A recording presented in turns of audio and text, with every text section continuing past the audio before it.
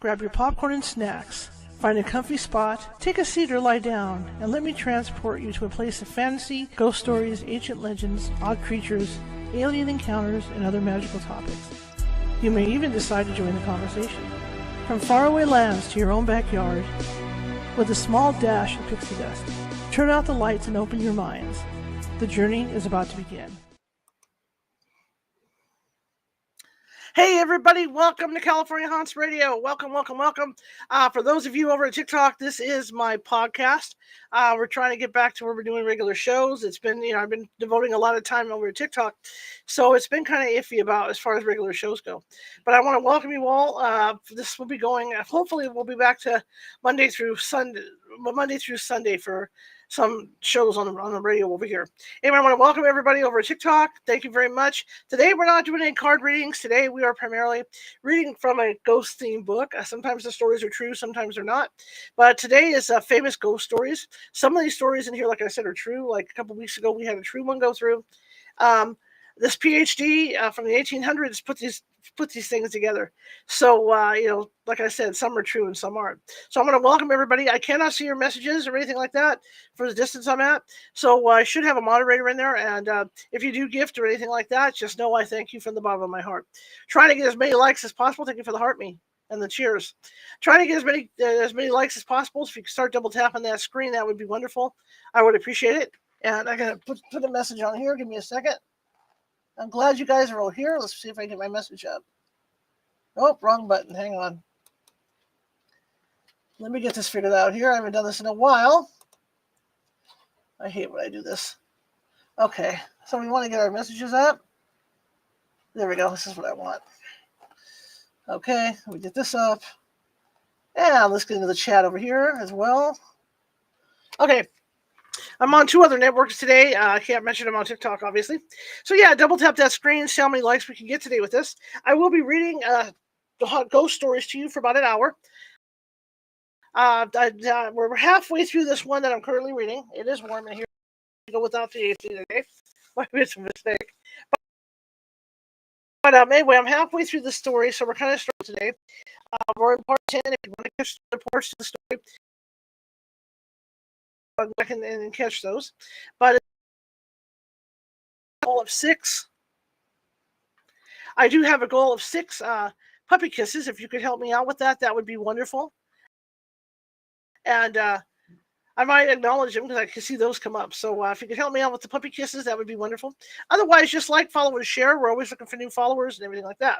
Over here, you can see my tickers running. We do live off, we do run on donations and stuff. So if you guys could help us out with that, that would be great.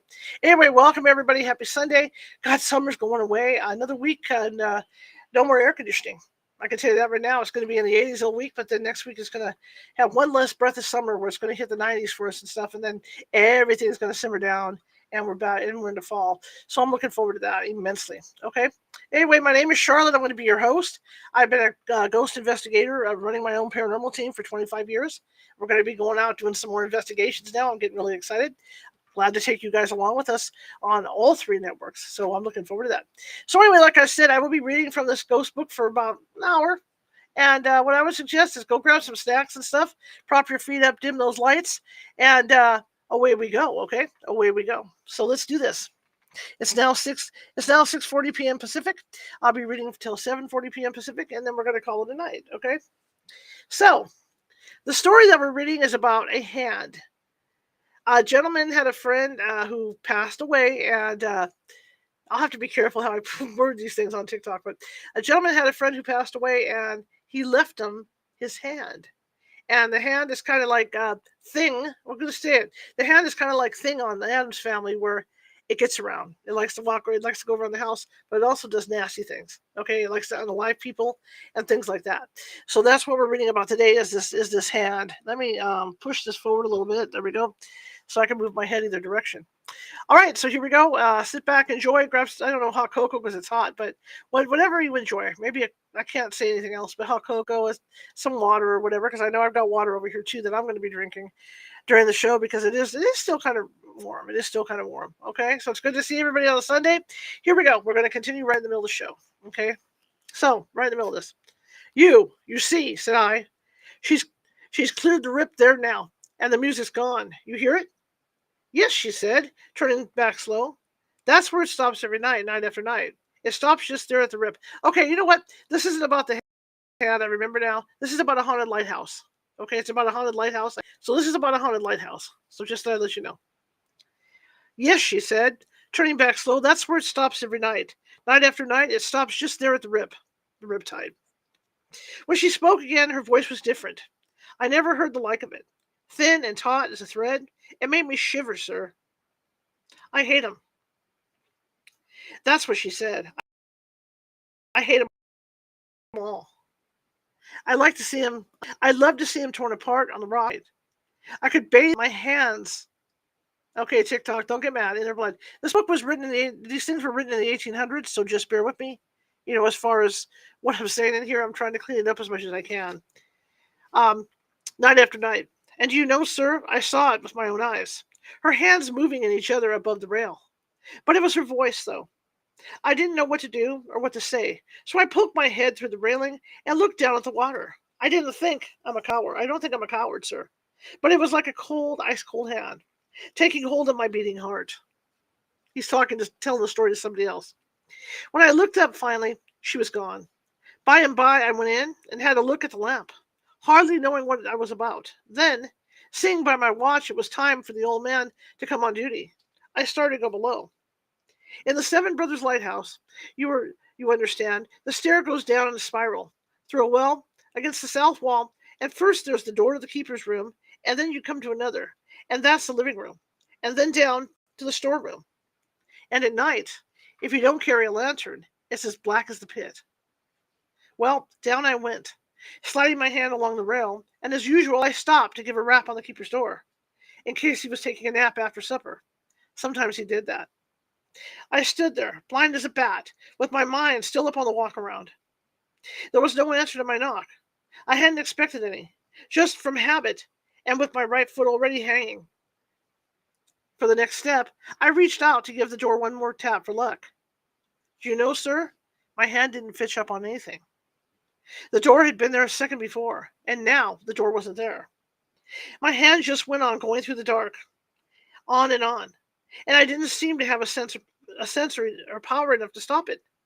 There didn't seem to be any air in the well to breathe, and my ears were drumming to the surf. That's how scared I was. And then my hand touched the flesh of a face, and something in the dark said, "Oh!" no louder than a sigh. Next thing I knew, sir, I was down in the living room, warm and yellow lit, with Fedderson cocking his head at me across the table, where he was at that eternal Jacob's ladder of his. "What's the matter, Ray?" said he. "Lord's sake, Ray." "Nothing," said I. Then I think I told him I was sick. That night I wrote a letter to A.L. Peters, the grain dealer in Duxbury, asking for a job, even though it wouldn't go ashore for a couple of weeks. Just the writing of it made me feel better. It's hard to tell you how those 2 weeks went by. I don't know why, but I felt like hiding in a corner all the time. I had to come to meals, but I didn't look at her. Accident. Fedder thought I was still ailing and nagged me to deal with advice and so on. One thing I took care not to do, I can tell you, and that was to knock on his door till I'd made certain he wasn't below in the living room, though I was tempted to. Yes, sir, that's a queer thing, and I wouldn't tell you if I hadn't set out to give you the truth. Night after night, stopping there on the landing in that black pit, the air gone out of my lungs, and the surf drumming in my ears, and sweat standing cold on my neck, and one hand lifting up in the air. God forgive me, not to look at her more. Her gingham apron with her hair stringing. When the inspector came off with the tender, that time, I told him I was through. That's when he took the dislike to me, I guess. For he looked at me kind of sneering and said, soft as I was, I'd have to put up with it till next relief. And then, said he, there'd be a whole house cleaning at Seven Brothers, because he'd gotten Fedderson the berth at Kingdom Come. And with that, he slapped the old man on the back. I wish you could have seen Fedderson, sir. He sat down on my cot, and as if his knees had given way. Happy? You think with all his dreams come true? Yes, he was happy, beaming. He was happy, beaming all over for a minute. Then, sir, he began to shrivel up. It was like seeing a man cut down in his prime before your eyes. He began to wag his head. No, said he. No, no. It's not enough. It's not for such as me. I'm good enough for 7 brothers, and that's all. Mr. Bayless, that's all. Double tap that screen, everybody. And for all the inspector could say, that's what he stuck to. He'd figured himself a martyr so many years. Nursed that injustice like a mother with her firstborn, sir. And now, in his old age, so to speak, they weren't to rob him of it. He was going to wear out his life in a second-class light, and folks would talk. That was his idea. I heard him hailing down as the tender was casting off. See you tomorrow, Mr. Bayless. Yep, coming ashore with the wife for a spree. Anniversary, yep. But he didn't sound much like a spree. They had robbed him, partly after all. I wondered what she thought about it. I didn't know till night. She didn't show up to supper, which Fedderson and I got ourselves. Had a headache, he said. It was my early watch. I went and lit up and came back to read a spell. He was finishing off the Jacob's Ladder, and thoughtful, like a man that's lost a treasure. Once or twice I caught him looking about the room on the sly. It was pathetic, sir. Going up the second time, I stepped out on the walk around to have a look at things. She was there on the seaward side, wrapped in that silky thing. A fair sea was running across the ledge, and it was coming on a little thick. Not too thick. Off to the right, the Boston boat was blowing, vroom, vroom, creeping up on us, quarter speed. There was another fellow behind her, and a fisherman's conch farther offshore. And guys, please remember over there on Internet Police is that these are, thank you, Pamela, good to see you. These are copyright free, okay, because they were written between 1800 and 1944. I don't know why, but I stopped beside her and leaned on the rail. She didn't appear to notice me one way or another. We stood and we stood, listening to the whistles. And the longer we stood, the more it got on my nerves, her not noticing me. I suppose she'd been too much on my mind lately. I began to be put out. I scraped my feet, I coughed. By and by I said out loud, Look here, I guess I better get out. I guess I better get out the foghorn and give those fellows a toot. Why, said she, without moving her head, calm as that. Why? It gave me a turn. For a moment I stared at her. Why? Because if she didn't pick up this light before very many minutes, she'll be too close into where tide will have her on the rocks. That's why. I couldn't see her face, but I could see one of her silk shoulders lift a little, like a shrug, and there I kept on staring at her. A dumb one, sure enough. I know what brought me to was hearing the Boston boat's 3 sharp toots as she picked up the light, mad as anything, and swung her helm aport. I turned away from her, sweat stringing down my face, and walked around to the door. It was just as well, too, for the feed pipe was plugged in the lamp, and the wicks were popping. She'd have been out in another 5 minutes, sir. When I'd finished, I saw that woman standing in the doorway. Her eyes were bright. I had a horror of her, sir, a living horror. If only the light had been out, she said, low and sweet. God forgive you, said I. You don't know what you're saying. She went down the stair into the well, getting out of sight, and as long as her eyes were watching mine. When I went myself, after a few minutes, she was waiting for me on that first landing, standing still in the dark. She took hold of my hand, though I tried to get away. Goodbye, she said in my ear. Goodbye, said I? I didn't understand. You heard what he said today about kingdom come? Be it so, on his own head. I'll never come back here. Once I set foot ashore, I've got friends in Brightonborough, Ray. I got away from her and started on down. But I stopped. Brightonborough? I whispered back. Why do you tell me? My throat was raw to the words, like a sore. So you know, she said. Well, I saw them off next morning. Down that new Jacob's Ladder, into the dinghy boat. Her in a dress of blue velvet, and him in his best cutaway and derby, rowing away, smaller and smaller, the two of them. And then I went back and sat on my cot, leaving the door open and the ladder still hanging down. I don't know whether it was relief or what, I suppose. I also suppose it must have been worked up even more than I thought. I must have been worked than I thought. Last weeks. For now, it was all over. I was like a rag. I got down on my knees, sir, and prayed to God for the salvation of my soul. And when I got up and climbed to the living room, it was 12:30 by the clock. There was rain on the windows, and the sea was running blue-black under the sun. I'd sat there all that time, not knowing there was a squall. It was funny. The glass stood high, but those black squalls kept coming and going all afternoon, while I was at work up in the light room. And I worked hard to keep myself busy. First thing I knew, it was 5, and no sign of the boat yet. It began to get dim and kind of purplish gray over the land. The sun was down. I lit up, made everything snug, and got out the night glasses to have another look for that boat. He'd said he'd intended to go back before 5. No sign. And then, standing there, it came over to me that of course he wouldn't be coming off. He'd be hunting her. Poor old fool. It looked like I had to stand 2 men's watches that night. Never mind. I felt like myself again, even if I hadn't had any dinner or supper. Pride came to me that night on the walk around, watching the boats go by, little boats, big boats, the Boston boat, with all her pearls and her dance music. They couldn't see me. They didn't know who I was. But to the last of them, they depended on me. They say a man must be born again. Well, I was born again. I breathed deep into the wind. Dawn broke, hard and red as a dying coal. I put out the light and started to go below again. Yes, sir, I felt so good I whistled in the well. And when I came to the first door of the stair, I reached out in the dark and gave it a rap for luck. And then, sir, the hair prickled all over my scalp when I found my hand just going on and on through the air, the same as it had gone once before, and all of a sudden I wanted to yell because I thought I was going to touch flesh. It's funny what they're just forgetting to close their door did to me, isn't it? Well, I reached for the latch and pulled to with a bang and ran down as if a ghost was after me.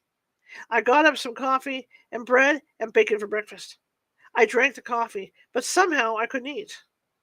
All along of that open door, the light in the room was blood. I got to thinking. I thought how she'd talk about those men, women, and children on the rocks, and how she'd made to bathe her hands over the rail. I almost jumped out of my chair then. It seemed for a wink that she was there beside me, or beside the stove, watching me with that queer half smile, really. I seemed to see her for a flash across the red tablecloth in the red light of dawn.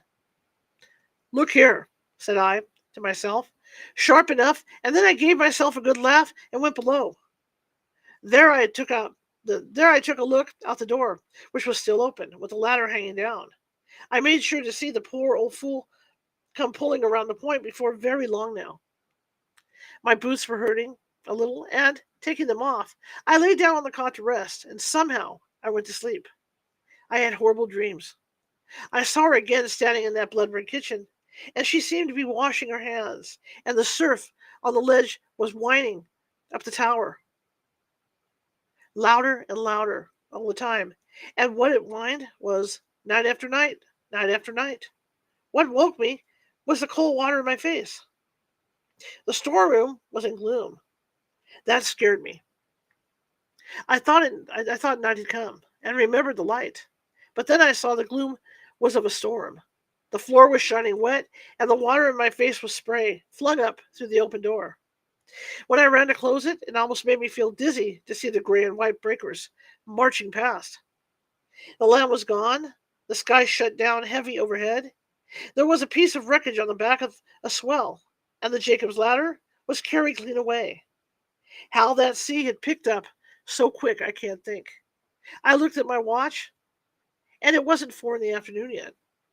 Double tap that screen, everybody. Let TikTok know we're live. When I closed the door, sir, it was almost dark in the storeroom. I'd never been in the light before, in a gale and wind. I wondered why I was shivering so, till I found it was the floor below me shivering, and the walls and stair. Horrible crunchings and grindings ran away up the tower, and now and then there was a great thud somewhere, like a cannon shot in a cave. I tell you, sir, I was alone, and I was in a mortal fight for a minute or so, and yet I had to get myself together. There was the light up there, not tended to, and an early dark coming on, and a heavy night and all. And I had to go, and I had to pass that door. You'd say it's foolish, and maybe it was foolish. Maybe it was because I hadn't eaten. But I began thinking of that door up there the minute I set foot on the stair. And all the way up through that howling dark, well, I dreaded to pass it.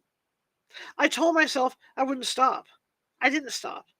I felt the landing underfoot, and I went on, 4 steps, 5, and then I couldn't. I turned and went back. I put out my hand and went on into nothing. That door, sir, was open again. I let it be. I went on up to the light room and set to work. It was bedlam there, sir, screeching bedlam, but I took no notice. I kept my eyes down. I trimmed those 7 wicks, sir, as neat as ever they were trimmed. I polished the brass till it shone, and I dusted the lens. It wasn't till that was done that I let myself look back to see who it was that was standing there, half out of sight in the well. It was her, sir. Where'd you come from? I asked. I remember my voice was sharp. Up the Jacob's ladders, said she, and hers was like the syrup of flowers. I shook my head. I was savage, sir. The ladder's carried away. I'm the one that cast it off, she said with a smile. Then, said I, you must have come while I was asleep. Another thought came on me heavy as a ton of lead. And where is he? Said I. Where is the boat? He's drowned, said she, as easy as that, and I let the boat go adrift. You wouldn't hear me when I called. But look here, said I, if you came through the storeroom, why didn't you wake me up? Tell me that. It sounds foolish enough, me standing like a lawyer in court, trying to prove she couldn't be there. She didn't answer for a moment. I guess she sighed, though I couldn't hear for the gale, and her eyes grew soft, sir, so soft. I couldn't, said she. You look so peaceful, dear one. My cheeks and neck went hot, sir, as if a warm iron was laid on them. I didn't know what to say. I began to stammer. What do you mean? But she was going back down the stair out of sight, and I used not to think she was good looking. I started to follow her. I wanted to know what she meant. Then I said to myself, if I don't go, if I wait here, she'll come back. And I went through the weather side and stood looking out the window. Not that there was much to see. It was growing dark, and the 7 brothers looked like the mane of a running horse, a great, vast, white horse running into the wind. The air was a welter with it. I caught one peep of a fisherman, lying down flat trying to weather the ledge, and I said, God help them all tonight. And then I went hot at sound of that. God. I was right about her. She was back again. I wanted her to speak first before I turned, but she wouldn't. I didn't hear her go out. I didn't know what she was up to till I saw her coming outside on the walk around, drenched, wet already.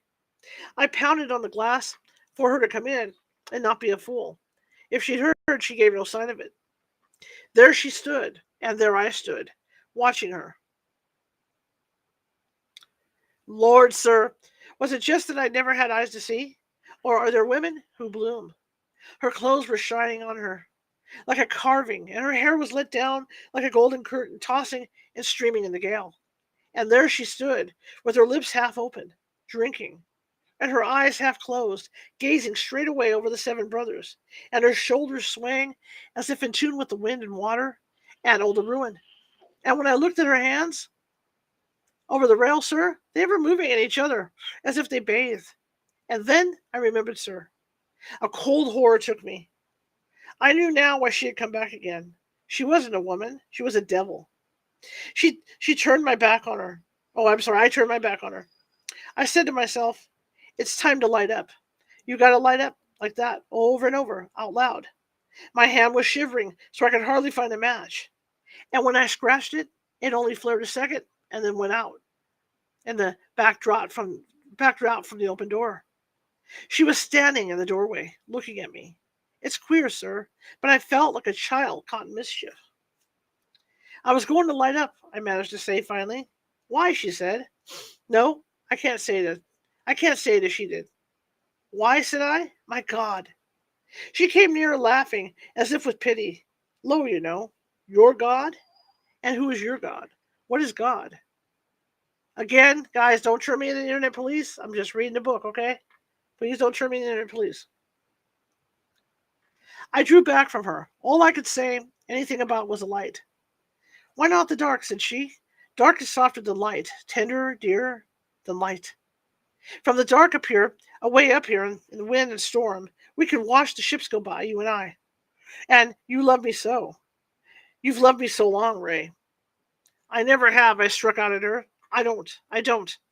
Her voice was lower than ever, but there was the same laughing pity in it. Oh, yes, you have. And she was near me again. I have? I yelled. I'll show you if I have. I got another match and scratched it on the brass. I gave it to the first wick, the little wick that's inside all the others. It bloomed like a yellow flower.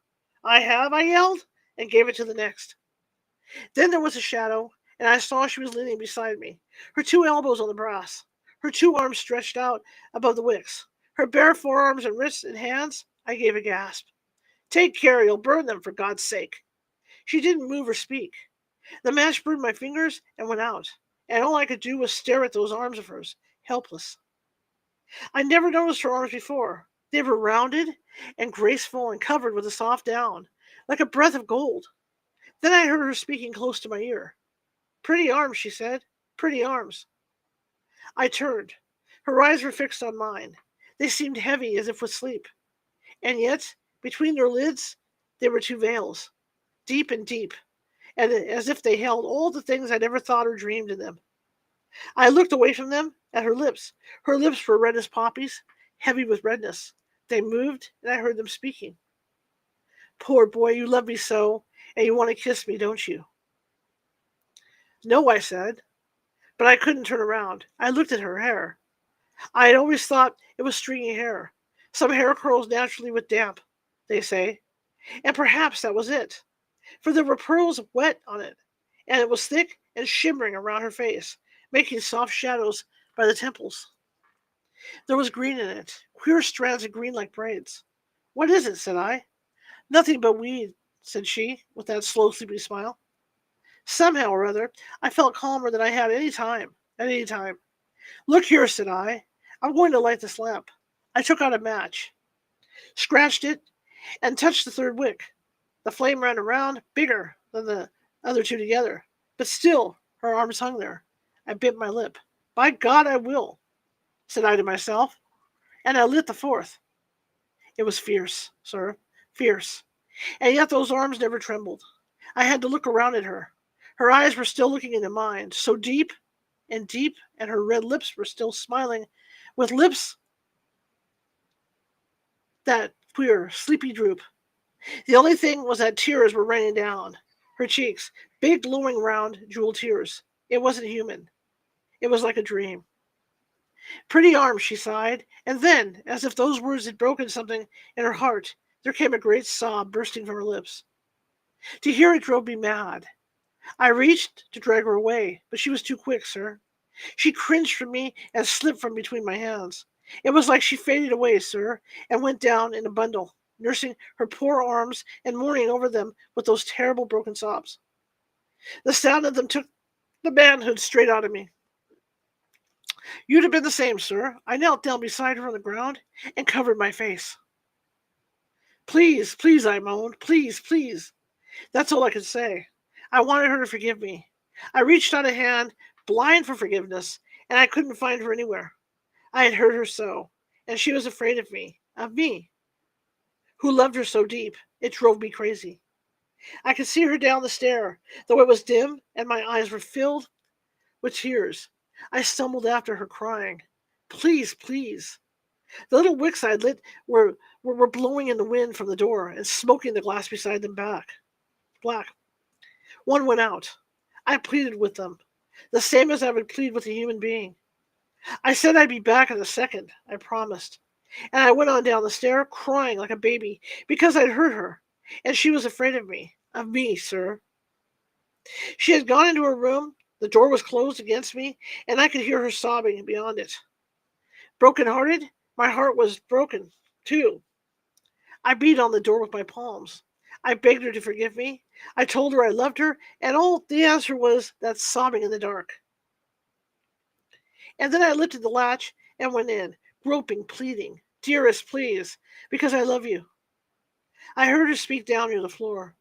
There wasn't any anger in her voice, nothing but sadness and despair. "No," she said, "you don't love me, Ray. You never have." "I do, and I have." "No, no," she said, as if she was tired out. "Where are you?" I was groping for her. I thought and lit a match. She had gone to the door and was standing there as if ready to fly. I went toward her, and she made me stop. She took my breath away. "I hurt your arm," said I, in a dream. "No," she said, hardly moving her lips. She held them out to the match's light for me to look at, and there was never a scar on them. Not even that soft golden down was singed, sir. "You can't hurt my body," she said, sad as anything. "Only my heart, Ray, my poor heart." "I tell you again." She took my breath away. I lit another match. "How can you be so beautiful?" I wondered. She answered in riddles, but oh, the sadness in her, sir. "Because," she said, "I've always wanted to be." "How come your eyes are so heavy?" said I. "Because I've seen so many things I never dreamed of," she said. "How come your hair's so thick?" "It's the seaweed makes it thick," she said, smiling, queer and queer. "How come seaweed there?" "Out of the bottom of the sea." She laughed in riddles, but it was like poetry to hear her or a song. "How come your lips are so red?" said I. Because they've wanted so much to be kissed." Fire was on me, sir. I reached out to catch her, but she was gone out the door and down the stair. I followed, stumbling. I must have tripped on the turn, for I remember going through the air and fetching up with a crash, and I didn't know anything for a spell. How long, I can't say. When I came to, she was there, somewhere, bending over me, crooning, my love," under her breath, like a song. But then, when I got up, she was not where my arms went. She was down the stair again, just ahead of me. I followed her. I was tottering and dizzy and full of pain. I tried to catch up with her in the dark on the storeroom, but she was too quick for me. Always a little too quick for me. Oh, she was cruel to me, sir. I kept bumping against things, hurting myself still worse. And it was cold and wet and a horrible noise all the while, sir. And then, sir, I found the door was open and the sea had parted the hinges. I don't know how it all went, sir. I'd tell you if I could, but it's all so blurred. Sometimes it seems more like a dream. I couldn't find her any more. I couldn't hear her. I went all over, everywhere. Once, I remember, I found myself hanging out of that door between the davits, looking down into those big black seas and crying like a baby. It's all riddles and blur. I can't seem to tell you much, sir. It was all I don't know. I was talking to somebody else, not her. It was the inspector. I hardly knew it was the inspector. His face was as gray as a blanket, and his eyes were bloodshot, and his lips were twisted. His left wrist hung down, awkward. It was broken, coming aboard the light in that sea. Yes, we were in the living room. Yes, sir, it was daylight. Gray daylight. I tell you, sir, the man looked crazy to me. He was waving his good arm toward the windows, and what he was saying over and over was this: "Look what you've done, damn you. Look what you've done." And what I was saying was this: I've lost her. I didn't pay any attention to him, nor him to me. By and by he did, though. He stopped his talking all of a sudden, and his eyes looked like the devil's eyes. He put them up close to mine. He grabbed my arm with his good hand, and I cried. I was so weak. "Johnson," said he, "is that it? By the living God, if you've got a woman out there, Johnson." "No," said I, "I've lost her." "What do you mean, lost her?" "It was dark," said I, "and it's funny how my head was clearing up. And the door was open, the storeroom door, and I was after her. I guess she stumbled. Maybe I lost, and I lost her." "Johnson," said he, What do you mean? You sound crazy, downright crazy. Who? Her, said I, Fenderson's wife. Who? Her, said I, and with that he gave my arm another jerk. Listen, said he, like a tiger, don't try that on me. It won't do any good, that kind of lies, not where you're going to. Fenderson and his wife, too. They both of them's drowned, deader than a doornail. I know, said I, nodding my head. I was so calm, it made him wild. You're crazy, crazy as a loon, Johnson. And he was chewing on his lip red. He was chewing his lip red. I know, because it was me that found the old man laying on the backwater flats yesterday morning. Me. And she'd been with him in the boat, too, because he had a piece of her jacket torn off, tangled in his arm. I know, said I, nodding again, like that. You know what? You're crazy, murdering fool. Those were his words to me, sir. I know, said I. What I know, and I know, said he. What I know, and there you are, sir. He's inspector, I'm nobody. And that's where it ends. So it turns out, obviously, that he killed him. He had a live to. Hello, good to see you guys. Good to see you guys on the other network. So obviously he had alived him. All right, so the next one coming up, we got about a half hour. We got about 25 minutes ago. It's called "At the Gate" by Mila Jo Klosser. Let me have a quick drink of water here. It's still warm in here. I decided not to run the AC because it is cooling down right now, but it's still kind of hot. Still kind of hot in here. So here we go. Oh Lord, I love these Sundays. And after this book, we'll be reading a couple of short stories, and then we're going to get into the Legend of Sleepy Hollow for the Halloween season. So we're just going to start rolling with this stuff. We've been getting together, for like almost 3 years now, doing book reads every Sunday. Every Sunday. Not so much on TikTok, but the other networks. Okay, so this one's called At the Gate, and it's by Mila Jo Klosser. Again, this book was probably written around maybe 1800s, these stories, so they're old. So I'm doing my best to make corrections for TikTok and all these other places so the internet police doesn't jump on me. A shaggy Airedale scented his way along the high road. He'd not been there before, but he was guided by the trail of his brethren who had preceded him. He'd gone unwillingly upon his journey, yet with the perfect training of dogs he had accepted it without complaint. The path had been lonely, and his heart would have failed him, traveling as he must without his people, had not these traces of countless dogs before him promised companionship of a sort at the end of the road. The landscape had appeared arid at first, for the translation from the recent agony into freedom from pain had been so numbing in its swiftness that it was some time before he could fully appreciate the pleasant dog country through which he was passing. There were woods with leaves upon the ground through which to scurry, long grassy slopes for extended runs, and lakes into which he might plunge for sticks and bring them back to. But he did not complete his thought, for the boy was not with him. A little wave of homesickness possessed him.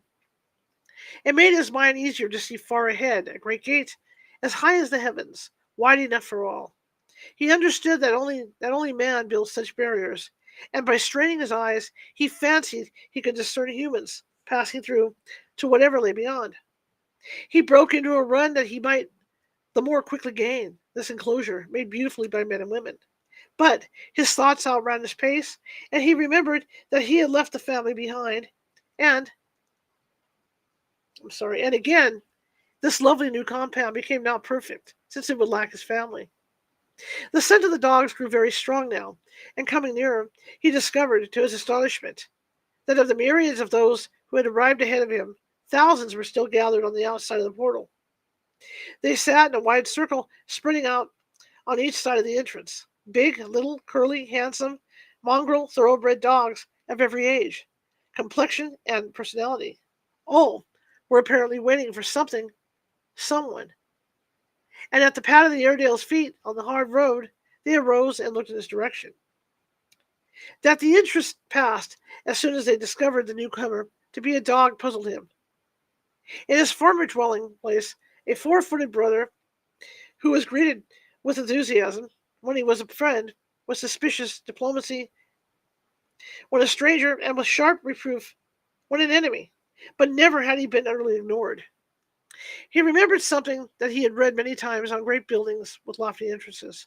Dogs not admitted, the signs had said, and he feared this might be the reason for the waiting circle outside the gate. It might be this noble port stood as the dividing line between mere dogs and humans. But he had been a member of the family, romping with them in the living room, sitting at meals with them in the dining room, going upstairs at night with them, and the thought that he was to be kept out would be unendurable. He despised the passive dogs. They should be treating a barrier after the fashion of their old country, leaping against it, barking, and scratching the nicely painted door. He bounded up the last an example, for he was still full of the rebellion of the world. But he found no door to leap against. He could see beyond the entrance dear masses of people, yet no dog crossed the threshold. They continued in their patient ring, their gaze upon the winding road. He now advanced cautiously to examine the gate. It occurred to him that it must be fly time in this region, and he did not wish to make himself ridiculous before all these strangers by trying an invisible mesh like the one that had baffled him when he was a little chap. Yet there was no screens and no despair in his soul. What bitter punishment these poor beasts must have suffered before they learned to stay on this side of that arch that led to human beings. What had they done on earth to merit this? Stolen bones troubled his conscience. Runaway days, sleeping in the best chair until the key clicked in the lock. These were sins. At that moment, an English bull terrier, white with liver-colored spots, in a jaunty manner approached him, snuffling in a friendly way. No sooner had the bull terrier smelt his collar than he fell to expressing his joy at meeting him. The Airedale's reserve was quite thawed by this welcome, though he did not know just what to make of it. I know you, exclaimed the bull terrier, adding, what's your name? Tam O'Shanter. They call me Tammy, was the answer, with a pardonable break in the voice. I know them, said the bull terrier. Nice folks. Best ever, said the Airedale, trying to be nonchalant and scratching a flea which was not there. I don't remember you. When did you know them? About 14 tags ago, when they were first married. We keep track of time here by the license tags. I had 4. This is my first and only one. You were before my time, I guess. He felt young and shy. Come for a walk and tell me all about them, was his new friend's invitation. Aren't we allowed in there? Asked Tam, looking toward the gate. Sure, you can go in whenever you want to. Some of us do it first, but we don't stay. Like it better outside? No, that's not it. Then why are all you fellows hanging around here? An old dog can see us better beyond the arch. You see, we're waiting for our folks to come. Ah, Rainbow Bridge, right, guys? I'm thinking this is like Rainbow Bridge. The Airedale grasped it at once and nodded understandingly. I feel that way when I come along the road. It wouldn't be what it's supposed to be without them. It wouldn't be the perfect place. Not to us, said the bull terrier. Fine, I've stolen bones, but it must be that I've been forgiven. If I'm to see them here again, right. It's the great good place, all right. But look here, he added, as a new thought struck him. Do they wait for us?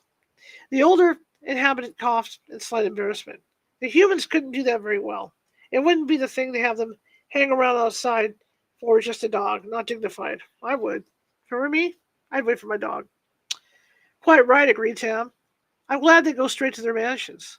I'd hate to have them missing me as I'm missing them. He sighed. But then they wouldn't have to wait so long. Oh well, they're getting on. Don't be discouraged, comforted the terrier. And in the meantime, it's like a big hotel in summer. Watching the new arrivals. See, there is something doing now. All the dogs were aroused to excitement by a little figure making its way uncertainly up the last slope. Half of them started to meet it, crowding around in a loving, eager pack.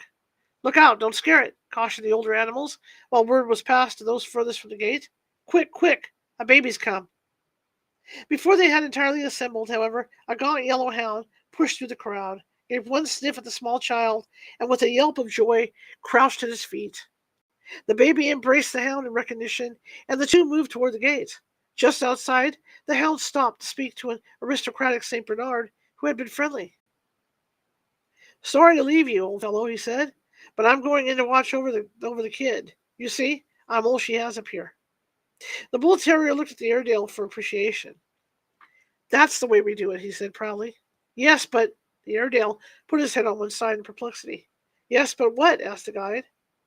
"The dogs that don't have any people, the nobody's dogs. That's the best of all. Oh, everything is thought out here.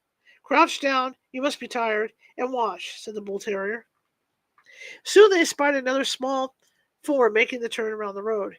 He wore a Boy Scout's uniform, but he was a little fearful for all that. So new was this adventure. The dogs rose again and snuffed, but the better groomed of the circle held back, and in their place a pack of odds and ends of the company ran down to meet him. The Boy Scout was reassured by their friendly attitude, and, after petting them impartially, he chose an old-fashioned black and tan, and the two passed in. Tam looked questionably. "They didn't know each other," he exclaimed, "but they've always wanted to. That's one of the boys who used to beg for a dog, but his father wouldn't let him have one. So all our strays wait for just such little fellows to come along.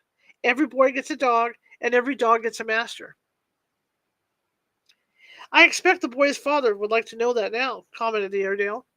"No doubt he thinks quite often, 'I wish I'd let him have a dog.'" The bull terrier laughed. "You're pretty near the earth yet, aren't you?" Tam admitted it. "I have a lot of sympathy with fathers and with boys, having them both in the family, and a mother as well." The bull terrier leaped up in astonishment. "You don't mean to say they keep a boy?" "Sure, greatest boy on earth, 10 this year." "Well, this is news. I wish they'd kept a boy when I was there." The Airedale looked at his new friend intently. "See here, who are you?" he demanded. But the other hurried on. "I used to run away from them just to play with a boy. They'd punish me, and I always wanted to tell them it was their fault for not getting one." "Who are you anyway?" I repeated Tam, talking all this interest in me too. "Whose dog were you?" "You've already guessed. I see it in your quivering snout. I'm the old dog that had to leave them about 10 years ago." "Their old dog Bully?" "Yes, I'm Bully." They nodded. They nosed each other with deeper affection, then strolled about the glades shoulder to shoulder. Bully the more eagerly pressed for news. "Tell me, how are they getting along?" "Very well indeed. They paid for the house." "Ah, I suppose you occupy the kennel?" "No. They said they couldn't stand to see another dog in your old place." Bully stopped to howl gently. "That touches me. It's generous in you to tell it. To think that they miss me." For a little while they went on in silence, but as evening fell and the light from the golden streets inside of the city gave the only glow to the scene, Bully grew nervous and suggested that they go back. "We can't see so well at night, and I like to be pretty close to the path, especially till morning." Tam assented. "And I will point them out. You might not know them just at first." "Oh, we know them?" "Sometimes the babies have so grown up, they're rather hazy in their recollection of how we look. They think we're bigger than we are, but you can't fool us dogs." "It's understood," Tam kindly arranged. "That's when he or she arrives, you'll sort of make them feel at home while I wait for the boy." "That's the best plan," assented Bully kindly. "And if by chance the little fellow should come first, there's been a lot of them this summer. Of course, you'll introduce me." "I'll be proud to do it." And so, with muzzles sunk between their paws, and with their eyes straining down the Pilgrim's Road, they wait outside the gate. Yeah, version of the Rainbow Bridge. It's pretty cool. Now, when I go, there'll be like 800 dogs, they're all sitting there waiting for me. Kind of cool, kind of cool. All right, guys, it's 7:25. We do have a few minutes, so we'll continue. This one is by Edgar Allan Poe, this next one. Okay? Thank you for the gifts. I do see some gifts in there. Thank you guys as well. Okay, so this one's by Edgar Allan Poe. I want to mark that one about the dogs. That's really cool. I like that one. I'm gonna make sure I have a copy of that, print it out or something. You know what I mean? Just so I have it. It's like the Rainbow Bridge one.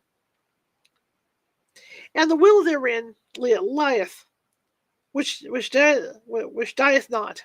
This is going to be fun. "Who knoweth the mystery of the will, with its vigor? For God is but a great will pervading all things by nature of his intentness. Man doth not yield himself to the angels, nor unto death utterly. save only through the weakness of his feeble will. Joseph Glanville. Okay, I'm glad we're getting out of that. I cannot for my soul remember how, when, or even precisely where I first became acquainted with the Lady Ligeia. Ligeia. Ligeia. Ligeia. Long years have since elapsed, and my memory is feeble through much suffering. Or, perhaps, I cannot now bring these points to mind because, in truth, the character of my beloved, her rare learning, her singular yet placid cast of beauty, and the thrilling and enthralling eloquence of her low musical language, made their way into my heart by paces so steadily and stealthy that they have been unnoticed and unknown. Yet, I believe that I met her first and most frequently in some large, old decaying city near the Rhine. Of her family, I have surely heard her speak. That was okay of a remotely ancient date. Of a remotely ancient, okay, okay. Oh, I see. That is it. That it is a remotely ancient date cannot be doubted. La, la, Ligeia. I'm just going to go with that. Ligeia, buried in studies of nature more than all else adapted to deaden impressions of the outward world. It is by that sweet word alone, by Ligeia, that I bring before mine eyes in fancy the image of her who is no more. And now, while I write, a recollection flashes upon me that I've never known the paternal name of her who was my friend and my betrothed, and who became the partner of my studies and finally the wife of my bosom. Was it a playful charge on the part of my Ligeia, or was it a test of my strength of affection, that I should institute no inquiries upon this point? Or was it rather a caprice of my own, a wildly romantic offering on the shrine of the most passionate devotion? I but indistinctly recall the fact itself. What wonder that I have utterly forgotten the circumstances which originated or attended it? And, if anything, if ever that spirit which is entitled romance, if ever she, the wan, misty-winged, there we go, astrophet of, uh, I can't even say that word, title of Egypt, we're going to say astrophet of Egypt, presided, as they tell over marriages ill-omened, then most surely she presided over mine. I can't say that in the word. I don't know what it is. There is one dear topic, however, on which my memory fails me not. It is the person of Ligeia. Oh, it's a place. I got it. In stature, she was tall, somewhat, or her, somewhat slender, in her latter days, even emaciated. I would in vain attempt to portray the majesty, the quiet ease of her demeanor, or the incomprehensible lightness and elasticity of her footfall. She came and departed as a shadow. I was never made aware of her entrance into my close study, save by the dear music of her low, sweet voice, as she as she placed her marbled hand upon my shoulder. In beauty of face, no maiden ever equaled her. It was the radiance of an opium dream, an airy and spirit-lifting vision, more wildly defined than the fantasy spelled with PH, tell you how old this is, which hovered about the slumbering souls of the daughters of Delos. Yet her features were not of that regular mold which we've been falsely taught to worship in the classic labors of the heathen. There's no exquisite beauty, says Bacon, Lord Verulam, speaking truly of all the forms and genera of beauty, without some strangeness in that proportion. Yet, although I saw that the features of Ligeia were not of a classic regularity, although I perceived that her loveliness was indeed exquisite, and felt that there was much of strangeness pervading it, yet I have tried in vain to detect the irregularity and to trace home my own perception of the strange. I examined the contour of the lofty and pale forehead. It was faultless. How cold indeed that word when applied to a majesty so divine. The skin rivaling the purest ivory, the commanding set and repose, the gentle prominence of the regions above the temples, and the raven black, the glossy, the luxuriant, and the naturally curling tresses, setting forth the full force of the Homeric epithet. I looked at the delicate outlines of the nose, and nowhere but in the graceful medallions of the Hebrews had I beheld a similar perfection. There were the same luxurious smoothness of first surface, the same scarcely perceptible tendency to the aquiline, the same harmoniously curved nostrils speaking free spirit. I regarded the sweet mouth. Here was indeed the triumph of all things heavenly, the magnificent turn of the short upper lip, the soft voluptuous slumber of the under the dimples which were sported, and the color which spoke, the teeth glancing back with a brilliancy almost startling. Every ray of the holy light which fell upon them in her serene and placid, yes, most exultantly radiant of all smiles. I scrutinized the formation of the chin, and here too I found the gentleness of breath, the softness and the majesty of fullness, and the spirituality of the Greek, the contour which the god Apollo revealed but in a dream to, to Clymes, the son of the Athenian. And then I peered into the large eyes of Ligeia. For eyes, we have no models in the remotely antique. It might have been, too, that in these eyes of my beloved lay the secret to which Lord Verulam alludes. They were, I must believe, far larger than the ordinary eyes of our own race. They were even fuller than the fullest of the gazelle eyes of the tribe of the valley of Nurjahad. Yet it was only at intervals, in moments of intense excitement, that this peculiar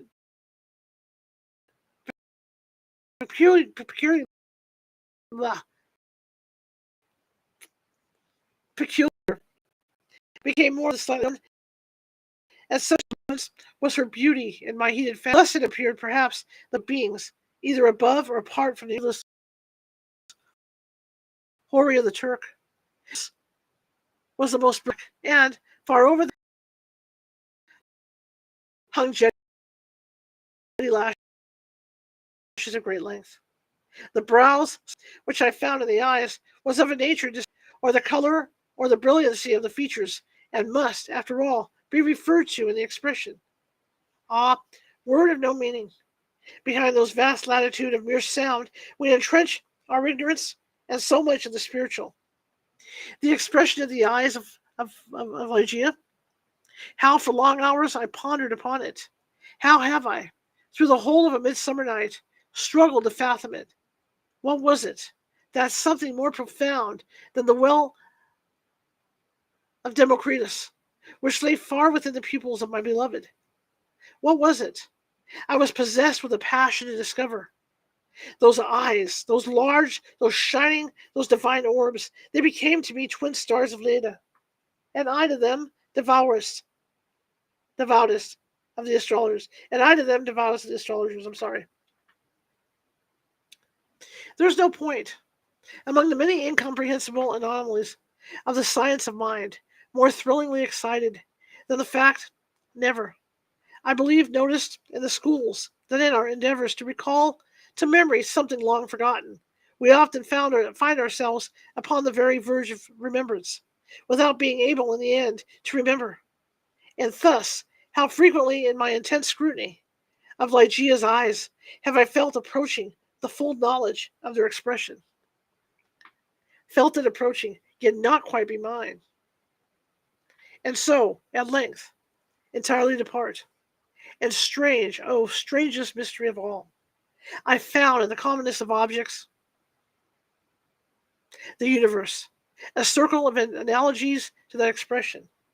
I mean, to say that, subsequently to the period when Ligeia's beauty passed into my spirit, their dwelling is in a shrine, I derived from many existences in the material world a sentiment such as I felt always around within me by her large and luminous orbs. Yet, not the more could I define that sentiment, or analyze, or even steadily view it, I recognized it.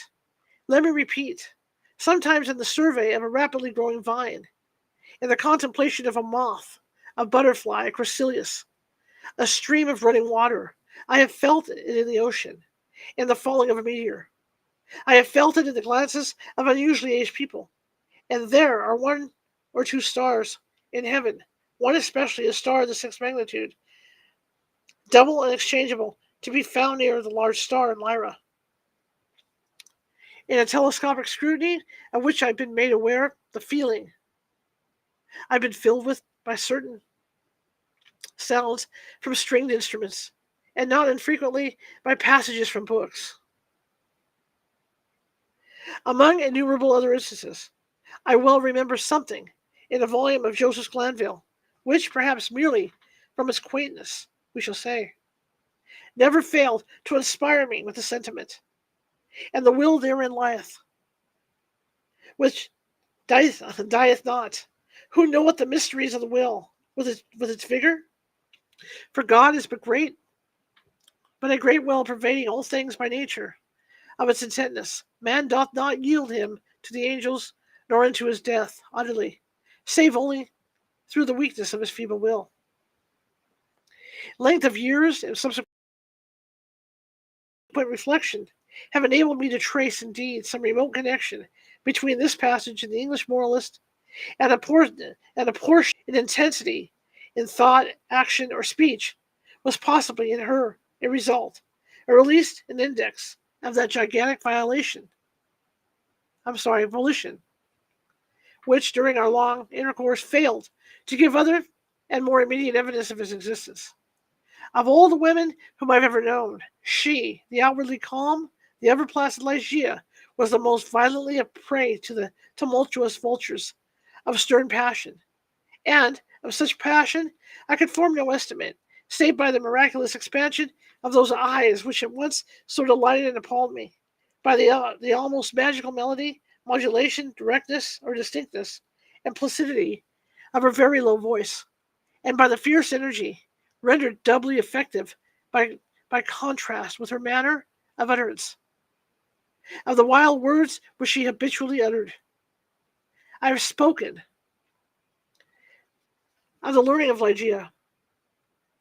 It was immense, such as I have never known in women.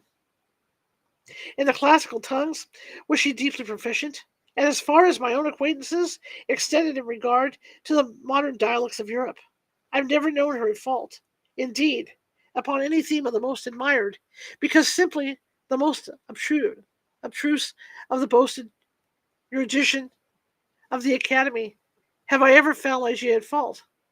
How singularly, how thrillingly, this one point in the nature of my wife has forced itself, at this late period only, upon my attention. I said her knowledge was such as I have never known in women, but where breathes the man who has traversed, and successfully, all the wide areas of moral, physical, and mathematical science. I saw not then what I now clearly perceive, that the acquisitions of Ligeia were gigantic, were astounding, yet I was sufficiently aware of her infinite supremacy to resign myself, with a childlike confidence, to her guidance through the chaotic world of metaphysical investigation at which I was most busily occupied during the earlier years of our marriage. Okay, guys, that's where I'm going to stop, and we're gonna continue next week with the story, and same time, 6:30 p.m. Pacific. Tomorrow, join me over on TikTok, 6:30 p.m. Pacific, for free tarot card readings, past, present, future, and we have a good time. I'm not like any tarot card reader you normally see. It's really fun, and I try to keep it really fun and light. But I want to thank everybody tonight for joining me on TikTok, especially. Hang on over here on these other two networks. But I want to thank you so much. And again, I'll be back tomorrow, 6:30 p.m. Pacific on TikTok, to do tarot card readings. Thank you for the gifts. I appreciate it. Thank you for the likes. I'll see you guys tomorrow. Have a good night.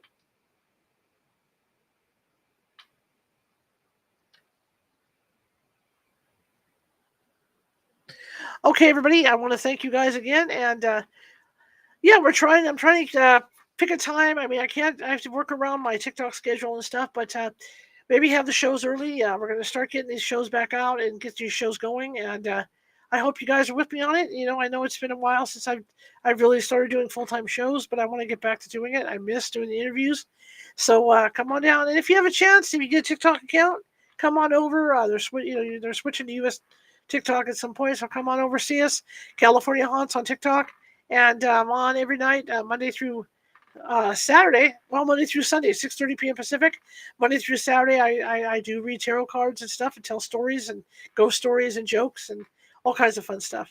So thank you, everybody over here. I really appreciate it. I will see you either on TikTok or next week at some point doing a show, or I'll see you next Sunday, 6:30 p.m. Pacific. Okay? See you guys, and have a great rest of your night.